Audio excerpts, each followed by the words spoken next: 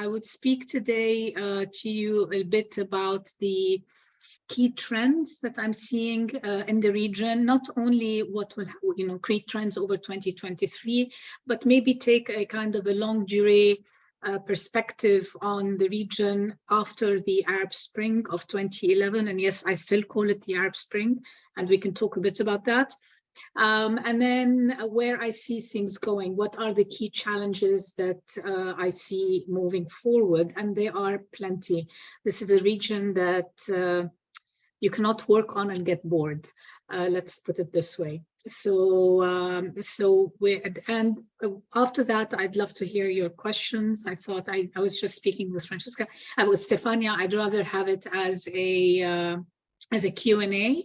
So that it's a bit more engaging for everybody. As you all know, it's now a little bit over a decade since people took to the streets across the region, from Tunisia all the way to Yemen. And yet, fast forward, things not only have it's not that much has not changed, but actually what has changed on many fronts seems to be for the worse. Today, the region is facing a triple crisis. We have a debt crisis in a number of countries. There's also a food crisis, and there's also an energy crisis across many parts of the region. The food crisis is not just about the fallout from the Ukraine war, and the Ukraine war has had an impact on the region. We can talk a little bit in a bit about the ripple effects of the Ukraine war, if you like. But it's not just the food crisis was not only triggered by the Ukraine war and the shortages in grain and in bread, but are actually long-term structural, as a result of long-term structural issues that actually at Carnegie we're beginning to work on and trying to unpack how long-term policies have actually led to the point where we have such an acute food crisis. Just to give you an indication, prior to the Ukraine conflict, something like 30 million people across the region were food insecure.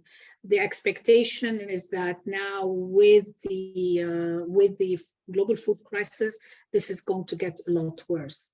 Now, this is not just the result of, as I said, of the Ukraine conflict or of structural problems, but it's also a result of conflict. You have a number of countries in the region, from Yemen to Libya to Syria, that are in deep conflict, but also countries like Iraq, Palestinian territories, Lebanon, that are pretty unstable and are witnessing recurrent conflict. Other countries like Tunisia, where we've seen a complete rollback on democratic gains made after 2011. Which kind of brings me to the second point that I wanted to talk to you today about, which is what's happening at the level of the political level. And what we're seeing today is that there is significant governance crisis. The governance crisis, I mean, the 2011 uprisings across the region were fundamentally, murmurs of discontent with not only with the social and economic context in which the region found itself, but also with the fundamental lack in freedoms and fundamental freedoms, the lack of political space for action, etc. And we saw this again across the region. Fast forward, Tunisia, which was the apple of the Arab Spring, is now in the throes of an authoritarian rollback. But also we've seen this across in Egypt and in many other places where the beginnings of a political transformation was happening. Some may try and argue that this is because the region is not ripe for democratic practices. I would say it's not because the region is not compatible with these, but rather that political change takes time. And when you're trying to affect political change in a context that is not amenable to political change, this kind of political change, it becomes a lot more difficult. If we think back to the democratic transitions in Eastern Europe, at the time, there was a region that actually embraced the democratic change in Eastern European countries in ways where the neighborhood in the Middle East and North Africa did not. In fact, many countries in the region, those with more financial muscle, have actively gotten involved in some of the transitions across the region and supported some of the democratic rollbacks that we have seen, whether through strengthening of the army or other kinds of interferences. The result of this is that we're seeing the first, second, and third waves of demonstrations cutting across the region, which really signal the fundamental discontent that people feel. And this, again, this fundamental discontent is stemming from a political crisis, is stemming from socioeconomic angst. The context for this is that state institutions are no longer able to deliver on the kind of services that were once promised to them under the previous social contracts that kind of organize the relationship between states and their citizens. There was a rollback on the delivery of services across the board, and now it's become a little much worse than before. In fact, one trend that we're seeing across much of the region is I'm not sure how to frame it. It's a kind of an erosion. It's not a collapse. There is a collapse in state institutions in different places, but there's also an erosion in the state capacity and institutional capacities and the governance capacities across most of the MENA countries. This erosion is happening in part as a result of the socioeconomic decline. I look at a country like Lebanon, where I'm based. And I'm happy to field any questions on Lebanon because apparently it's back in the news over the last 2 days. People are back on the street demonstrating because of the continued collapse in the currency, the value of the currency. But a country like Lebanon that is witnessing significant collapse, and I will say a few words about Lebanon in part because other countries in the region are being now threatened with the Lebanization of their economic situation. And I'll explain in a second what I mean. In Lebanon since 2019 has been in the midst of an economic and a financial collapse. I would argue that the first phase of the collapse, which is really the economic and financial, has basically happened. I don't think the Lebanese economy can shrink any further than what it is today. Just to give you a sense of the extent of the collapse, state expenditures in 2019 amounted to $17 billion. Today, state expenditures are $1 billion. That's how huge the collapse I mean, this is reflective, obviously, is of on the capacity to collect taxes, but more importantly, on the collapse in the value of the Lebanese lira vis-a-vis the dollar.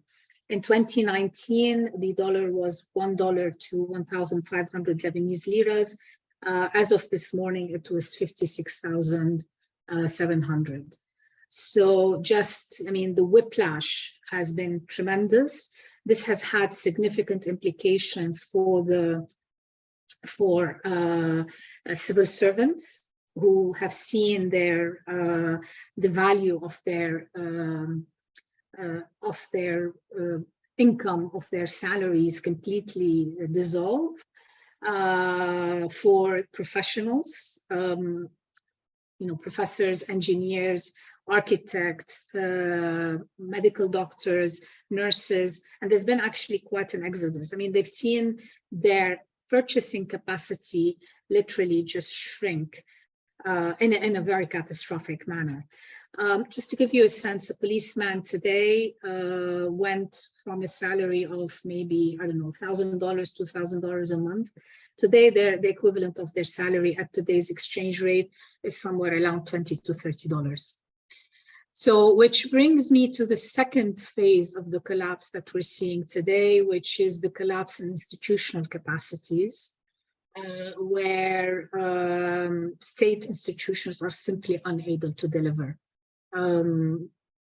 The workers of civil servants are not showing up to work. If they show up to work, they show up for a day or two. Corruption has become a lot more rife than it was before, petty corruption. And the ability of the state, I mean, we're without electricity. I joke and say every apartment building in Beirut or in Lebanon has become an empire or a republic on itself, in and of itself.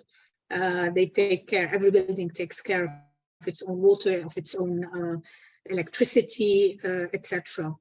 So this institutional collapse is now, I think we're moving into, has significant repercussions, obviously, on the quality of life for ordinary Lebanese, but also on the belief in state institutions and in state systems.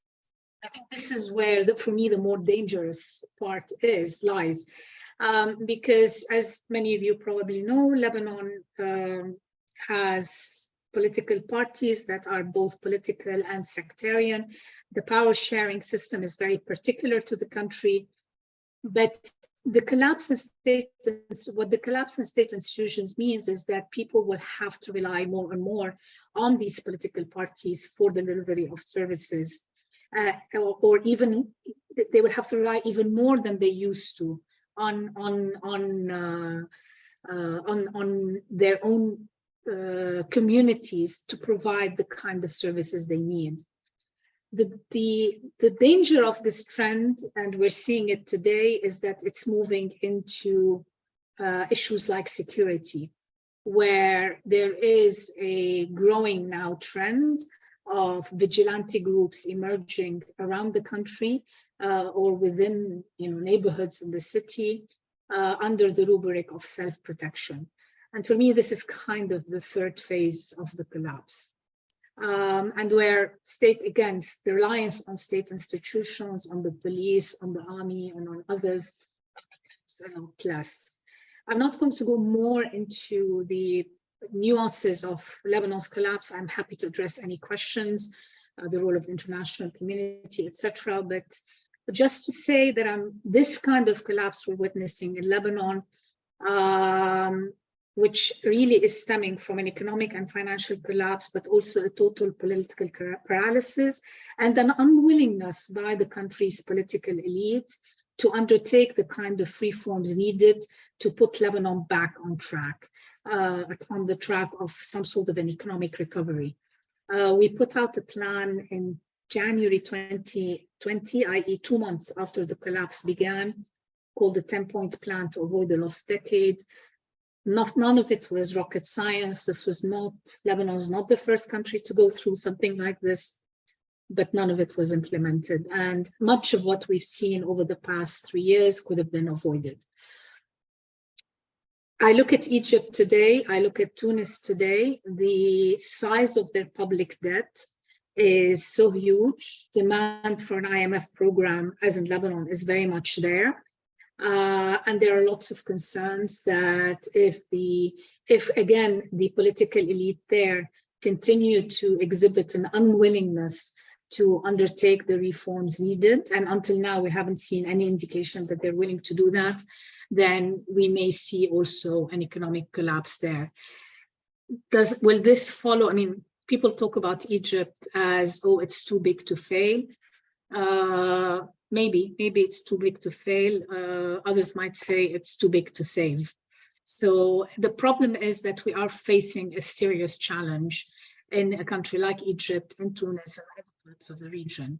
The response of the political elite to this crisis, to this ballooning public debt, has not been, again, to undertake reforms.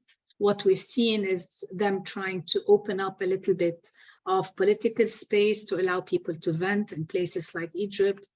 In Morocco, for example, they've instituted a law that does give social protection across the board for everybody, It's a very broad and generous social protection mechanism to absorb some of the angst of people, but it's not clear who and who's going to pay for this or how it's going to be paid. So the concern, this does not mean that either Egypt or Tunis or Morocco or any other countries will necessarily follow the trajectory of Lebanon as I described it, because every country has its own context. But it is to say that we're on the cusp of very serious issues, and I think this year will be quite instrumental on that front.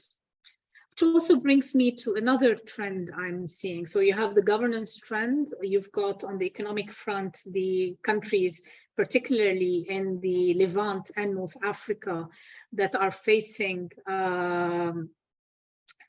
significant socio-economic problems. These have social repercussions, whether it's the growing number of people who are below the poverty rate, access to schools. There are 30 million children out of school, according to UNICEF in the region. In terms of food security, I mean, across the board, there are significant social repercussions to these economic issues. But then at the same time, you have another Middle East, which is moving at a different speed, and that's the Gulf region. And we can talk a little bit again about this. But the boom and the increase in oil prices has been a financial boom for countries of the Gulf. They're trying to utilize some of the unexpected dividends from the increase in oil prices, particularly as a result of the Ukraine war and of Russia's invasion of Ukraine, to invest in diversifying their economies and try and move away from hydrocarbons. The problem is that, I mean, having these two Middle Easts move, as I said, at very different speeds, will down the road probably create even more problems for the region if countries in the Gulf do not consider ways to try and invest in the socioeconomic development of their own immediate neighborhood. And we can also talk about what kinds of developments can happen in these places. This brings me to a second trend that I'm seeing also on the social front, which is the massive demographic changes we are seeing, particularly in the Levant, with the refugee, and to a more limited extent in North Africa with the refugee crisis. When we talk about, I mean, I know we all talk about refugee crises and it's just become almost figures and numbers, but we haven't actually looked at the demographic impacts of this.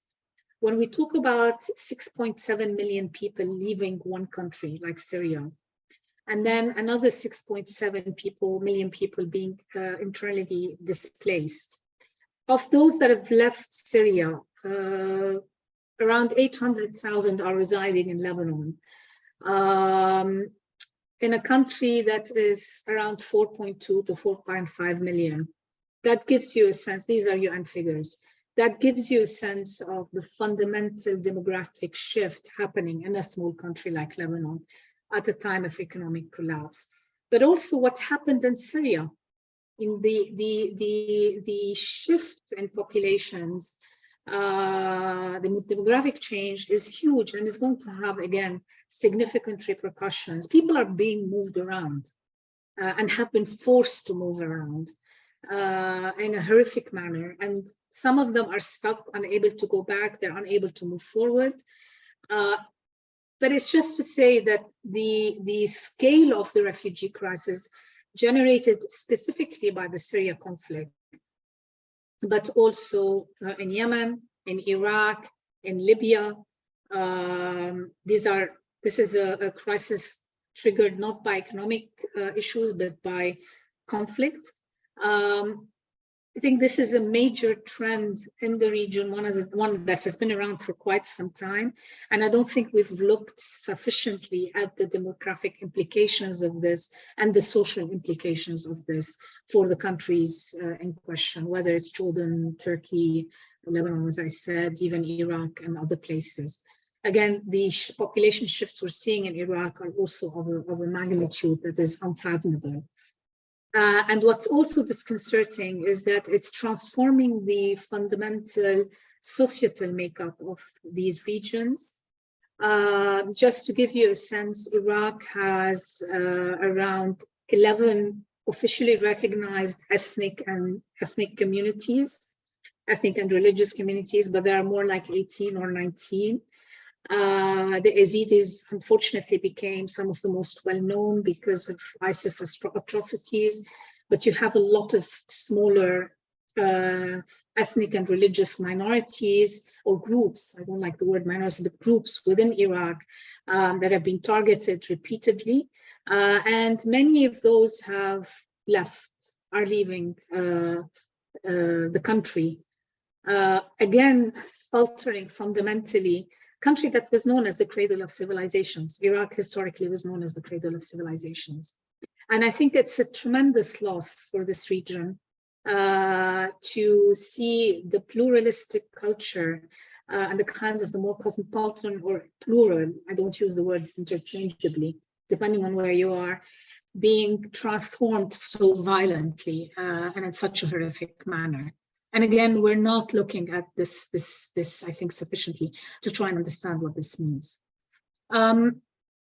So these are kind of, see if I wrote something, sorry, I wasn't looking at this.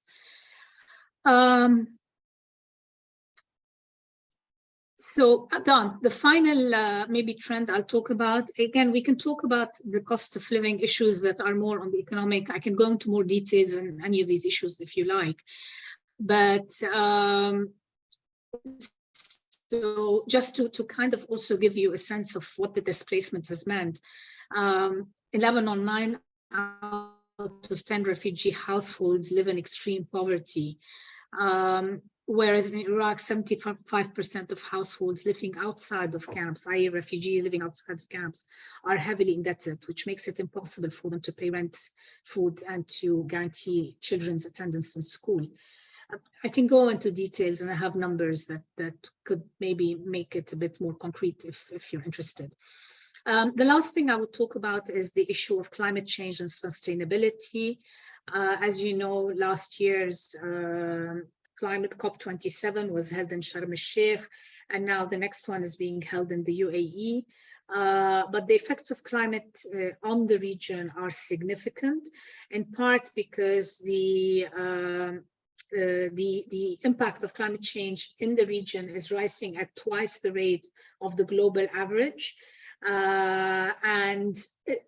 So even though it already was prone to hot, dry weather, droughts are starting to happen a lot more frequently, and at least 4 months of extreme heat are expected to occur each year in the majority of the region's capitals. We're seeing a lot more dust storms. I mean, again, the region is huge, but the impact of climate change, and again, just to give you one figure, out of 17 countries that are water distressed globally, 11 are in the Middle East and North Africa.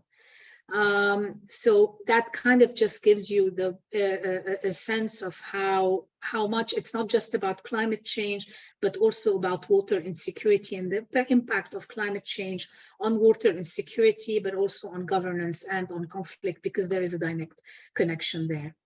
Finally, I will talk about the final, or maybe two things that I think are significant to watch this year. One is what is going to happen in the occupied Palestinian territories, the advent of a much more right-wing government in Israel, where Prime Minister Netanyahu now is considered to be the dove, or on the left, sorry.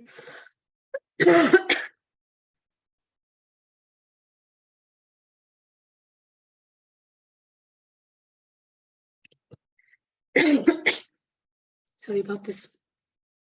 So Prime Minister Netanyahu today is seen as to the left of his own government, gives you a sense of the direction that Israel is going in.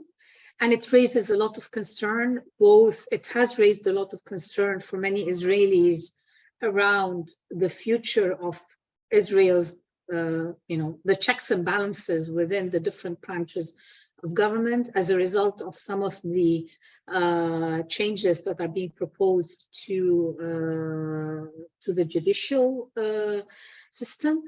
But also it raises a lot of questions around what will happen to Palestinians and to Palestine. What, to my mind, and from what I see based on the facts on the ground, the two-state solution is simply not viable anymore. You cannot have the Palestinian state is simply not viable on the current occupied territories, and definitely not in lands captured after 1967 and what is agreed upon in Oslo. None of these facts are viable, and the facts on the ground basically challenge any kind of a possibility of a two-state solution. The current Israeli government is moving towards legitimizing many of the illegal outposts that had been built in on the West Bank.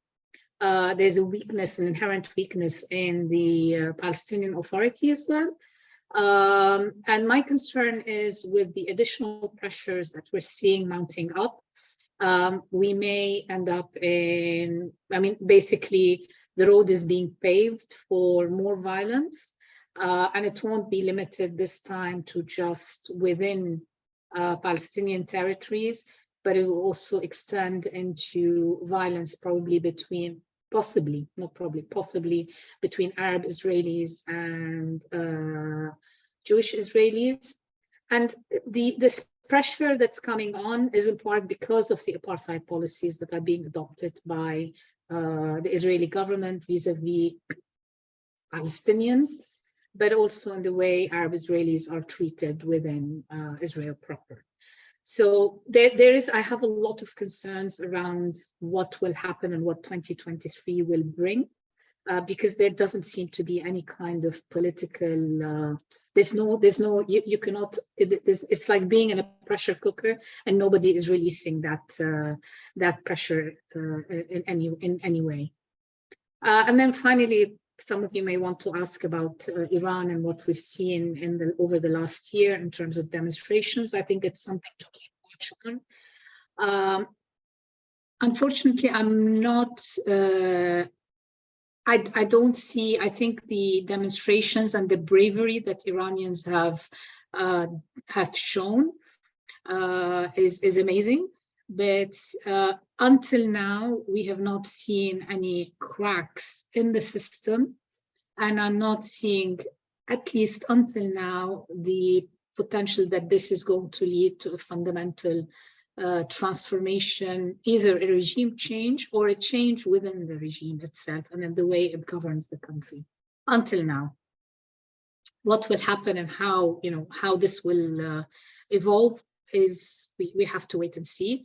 But until now, again, despite the amazing bravery that has been displayed by Iranians across the board, in the absence of a clear political opposition, the outcomes are still, let's say, questionable for now. The worry here is that the Iranian government will continue to clamp down on demonstrators in the ways that we've seen, trying to make either a lesson out of them. And they've with the executions and others, so frightening people back to their homes. They've had trouble trying to contain these, in part because of the ethnic dimension, but also in part because they're so widespread and popping up in very different, us around the screen, each of you can kind of, with your family and your friends in the neighborhood, you go down to the neighborhood and demonstrate. So it's been very hard to manage for them to be able to repress completely. And I think now they've moved, there is more repression, but trying also to make examples out of well-known figures through the summary executions that we've seen, the horrific summary executions that we've seen.